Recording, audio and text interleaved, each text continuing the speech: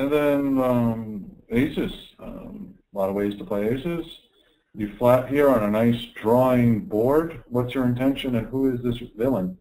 Yeah, this is a regular, and he opens like really wide, also at the second blind level. So if I have two aces, there's the chance that he has an ace is 2 times as small. So there's a very small chance he's going to call if I re-raise all in. Usually it's like 15% he has an ace. Now it's like 7%. So if I think that he will call with every ace, if I re-raise all in, then that's like only 7% of his hands, and 6% of the pairs he will call.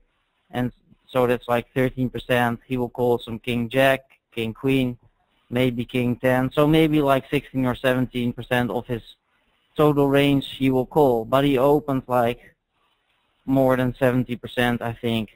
So only 1 in 4 times, or even a little bit less, he will call if I push. And I think if I just call, I can get more value. But if I had kings, I would just push, because there's a much bigger chance he calls my all-in re-raise. Sure, sure. And then the flop comes down fairly wet, and he checks behind. I know that's probably not what you wanted to see. I don't care like too much, because if he checks there on this drawing board, we already know, right? He doesn't have anything. So let's see what happens. Because the intent that you're saying that is on a lot of the wet drawing boards, they're almost always going to make a c-bet there. Yeah, of course.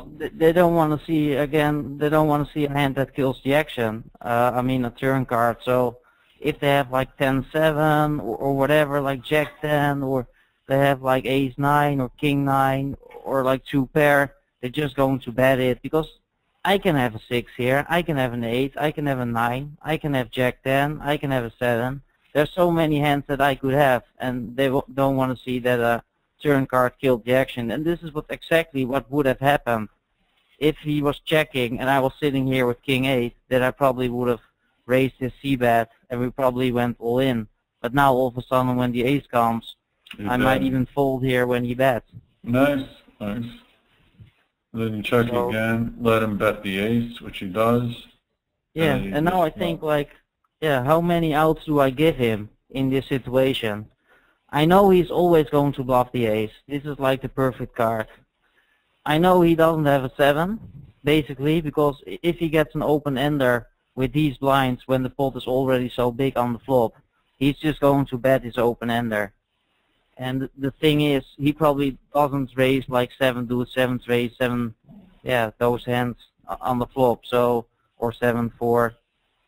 So if he raises a 7, it's either like 10-7, then he has a straight, he would have betted. Jack 7, he has also an overcard, or like Queen 7, all those hands he would just bet. So he doesn't have a 7, he doesn't have a 9, so he could have a flush draw. If he has a flush draw, then he has now 20% chance to hit it on the river, and I would be happy to give him the chance.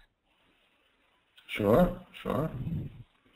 So then it comes here, and now, explain the river play here when the 5 hits. Yeah, I know he doesn't have a 7, and he could have an ace, but I mean, probably he doesn't have an ace either, because there's like only 1 ace in the deck. And it looks really like I have like a 9 or an 8, then I'm just going to call. And of course, I could also have a 7. That's like a very small chance. I might have raised with a 7, so he probably thinks that I have like a 9, an 8, or something like that, or 6, or Jack 10, or Queen Jack, or whatever. So I'm just going to check and let him bluff. He can represent the ace. He thinks that I would re-raise all in with every ace. So the only thing is that that's like totally true, but not if I have 2 aces. That's right, the only exactly. thing. And again, I know that this guy is thinking like this because it's a pretty good player. So and here I'm just going to push because I'm just sure he doesn't have the 7, just to show him that I can put him up that hand. And that I think is, you know, real. So the whole time you're putting him on here, when he is putting you on a hand, you could have a 9 because maybe you would have gone for a check raise on the flop. That's why a 9 is in your range of what he perceives you to have. Yeah, exactly. And then the 7. So then when the 5 comes and you check that, he obviously takes a 7 out of your range. He's going to try to get you up an 8 or even a 6. Yeah, sure. Perfect. Very well played. Or maybe Jack 10 or something, Queen Jack. Maybe there are like lots of hands that I could have. And also when I check, a lot of people will just bet because they're so happy to hit the 5.